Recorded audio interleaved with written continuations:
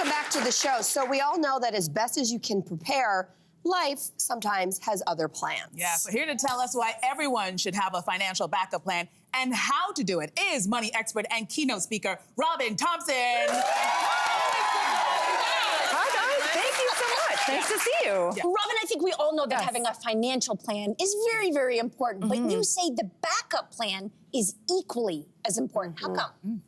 Well, life happens when we're making busy plans, right? Like, rarely do things happen the way we want them to happen. So we need to have a strong financial foundation because this gives us financial security.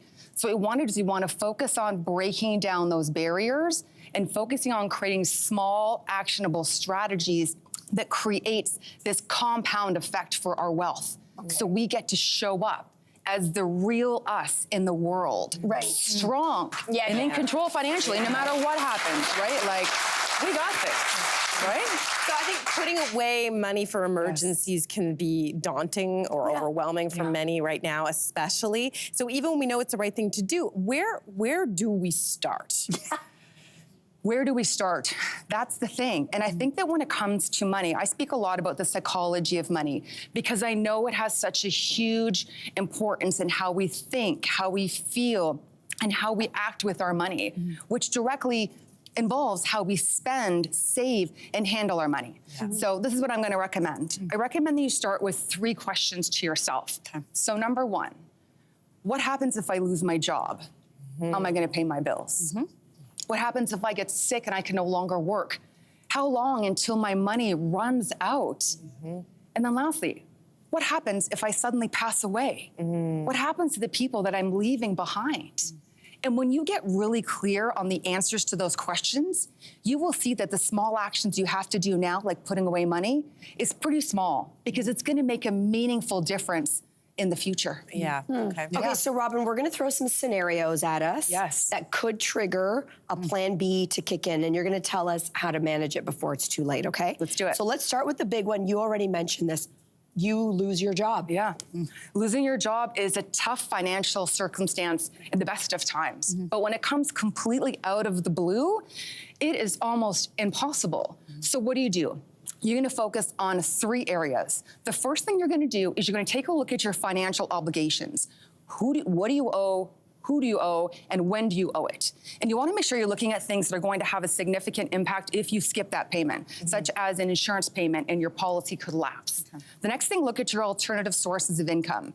What do you have coming in? Would you qualify for unemployment insurance? Would you qualify for government benefits? If so, will you get the maximum? How much? Next one, will you get a severance package? If you do, how much do you think you'll receive and how far and how long will that go? And then lastly, look at your investments. You may be investing for the future, so you have growth built into your investments. Maybe you shift that to income for a while. And you take income off your investments to stretch your way through so that you have enough to last. You wanna make sure you have 6 months worth of bare bones coverage to get you through.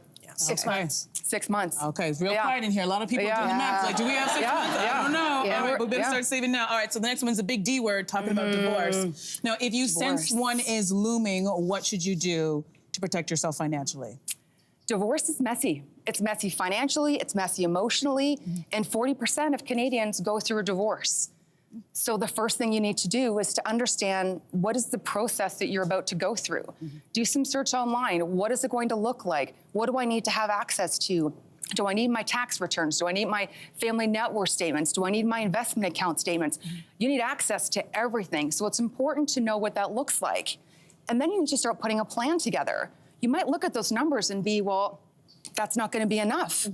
So what do? Well, let me tell you, folks, we don't get paid for time, we get paid for value.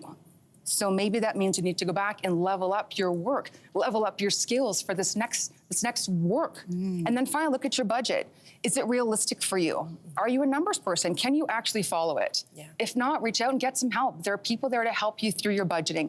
There to help you be on track, stay on track. And I hear this so many times, ladies.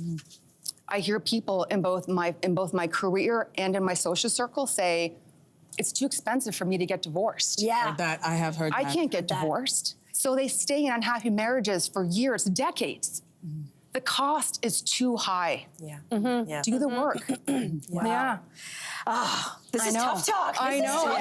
This is good though. go. Yeah. Next one's tough as well. What can we do ahead of time to prepare for a family member falling ill? Yeah. And I think when you think about illness, it's one of those things where you're like, oh, I can put that one off. This isn't really happening right now. Maybe I can just kick that can down the road until you can't. So the first thing you want to do is you want to make sure you're automating everything as much as you can. Automate your bills, automate your investments, automate your savings. Take the pressure off of the plate that you can for the person that has to take care of you, or if you have to take care of yourself.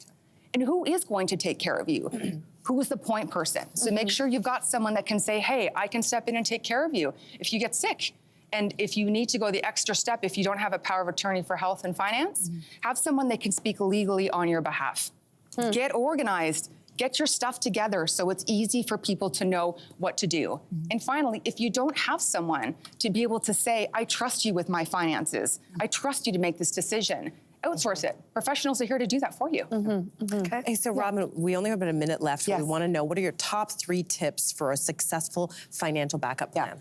First one, be real.